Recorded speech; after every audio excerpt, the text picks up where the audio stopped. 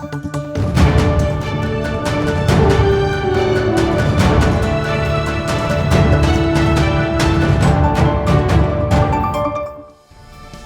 warga Jakarta, bersama saya Anton Haryadi.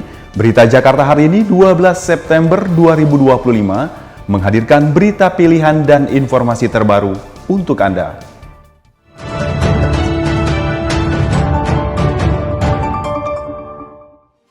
Warga Jakarta, sebelum kita ke berita utama berita Jakarta hari ini, dari meja redaksi telah kami siapkan 3 berita pilihan dari website beritajakarta.id berikut ini.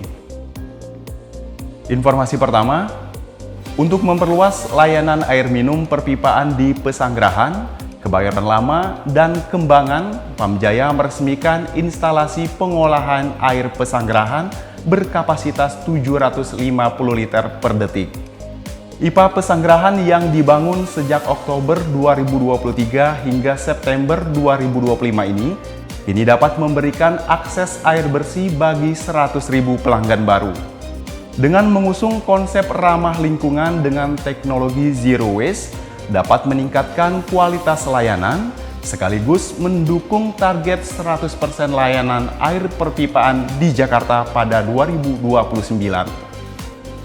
Kemudian ada informasi, pengguna Transjakarta kini dapat menikmati hiburan melalui TJ Radio yang resmi diluncurkan pada Kamis 11 September 2025. Radio ini diharapkan dapat memudahkan pemerintah menyebarkan informasi sekaligus teman perjalanan bagi warga.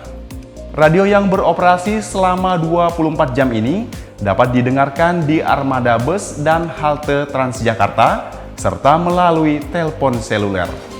Dengan berbagai program informasi dan hiburan, ke depan, layanan ini ditargetkan dapat diakses merata di seluruh halte, armada, maupun aplikasi Transjakarta. Selanjutnya, pemerintah Kota Jakarta Utara bersama Kementerian Lingkungan Hidup mengukuhkan 460 kader gerakan Pilah Sampah atau GPS.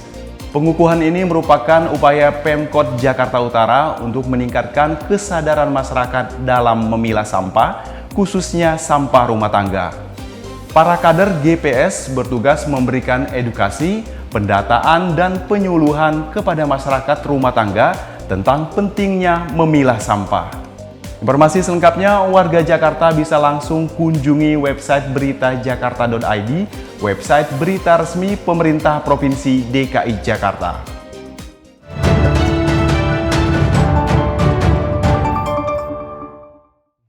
Kita beralih ke berita pertama, berita Jakarta hari ini. Gubernur DKI Jakarta Pramono Anung mengalokasikan dana 1,61 triliun rupiah untuk memberikan bantuan sosial pendidikan bagi 707.000 siswa sepanjang tahun 2025. Dana yang dikucurkan melalui Kartu Jakarta Pintar atau Kartu Jakarta Plus ini kini sudah dicairkan bertahap Dinas Pendidikan DKI Jakarta mulai 10 September 2025. Gubernur DKI Jakarta Pramono Anung menandatangani keputusan Gubernur nomor 805 tahun 2025 terkait besaran dan penerimaan bantuan sosial biaya pendidikan Kartu Jakarta Pintar atau KJP Plus tahap kedua tahun anggaran 2025. Total anggaran yang dialokasikan sebesar 1,61 triliun rupiah bagi lebih dari 707.000 siswa yang disalurkan melalui dana Kartu Jakarta Pintar atau KJP Plus tahap kedua tahun 2025 secara bertahap mulai 10 September. Gubernur DKI Jakarta Pramono Anung mengatakan ini merupakan tanggung jawab dari Pemprov DKI Jakarta untuk memberikan hak pendidikan bagi warga. Untuk penyaluran dana dilakukan secara bertahap dan dimulai dengan hari ini. Sebenarnya kemarin sudah mulai melalui ATM dan juga buku tabungan yang selama ini sudah berjalan, kecuali yang baru. Yang baru tentunya harus membuat dan sebagainya. Jumlah penerima KJP Plus tahap kedua ini total 707.513 peserta. Angka ini turun 109 peserta yang disebabkan adanya 85.465 penerima sebelumnya yang telah lulus sekolah. Sementara penerima baru yang memenuhi kriteria sebanyak 85.356 peserta. Tim Berita Jakarta melaporkan. Berita selanjutnya, pemerintah Provinsi DKI Jakarta menegaskan tidak pernah mengeluarkan izin terkait pembangunan tanggul beton di pesisir Cilincing, Jakarta Utara. Gubernur DKI Jakarta Pramono Anung minta dinas terkait segera memanggil pihak perusahaan yang membangun tanggul tersebut. Sebuah video viral di media sosial menunjukkan tanggul beton yang disebut membentang sekitar 2 hingga 3 km di pesisir Cilincing, Jakarta Utara. Dalam video tersebut, seorang nelayan mengungkapkan tanggul ini mengganggu jalur melaut mereka, bahkan membuat mereka harus memutar lebih jauh. Menanggapi hal ini, Gubernur DKI Jakarta Pramono Anung menegaskan Pemprov DKI Jakarta tidak pernah mengeluarkan izin karena sepenuhnya merupakan kewenangan Kementerian Kelautan dan Perikanan atau KKP.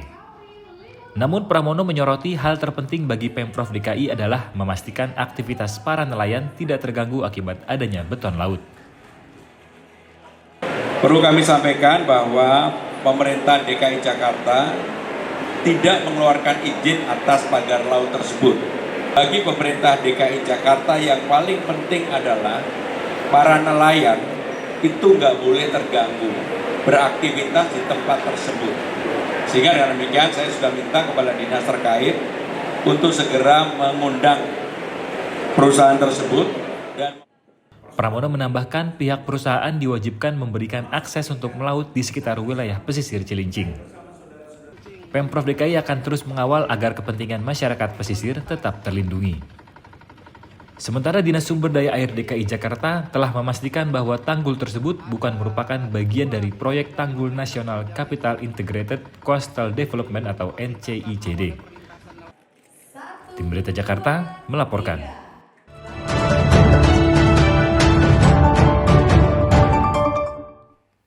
Kita masuk ke segmen Info Jakarta. Dari Dinas Kebudayaan Provinsi DKI Jakarta mengumumkan penutupan sementara 3 museum di kawasan Jakarta, yakni Museum Seni Rupa dan Keramik, Museum Wayang, serta Museum Tekstil. Penutupan ini dilakukan secara bertahap sehubungan dengan pelaksanaan kegiatan fumigasi untuk menjaga kelestarian koleksi dan fasilitas umum. Berikut jadwal penutupan sementaranya.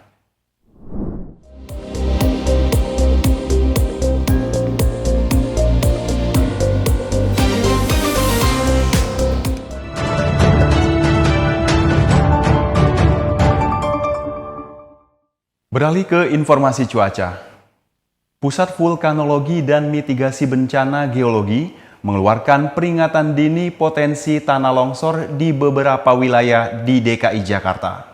Untuk zona menengah hingga tinggi, wilayah yang harus waspada berada di Kecamatan Cilandak, Jagakarsa, Kebayoran Baru, Kebayoran Lama, Mampang Perapatan, Pancoran, Pasar Minggu, Pesanggerahan, Keramat Jati, dan Pasar Rebo.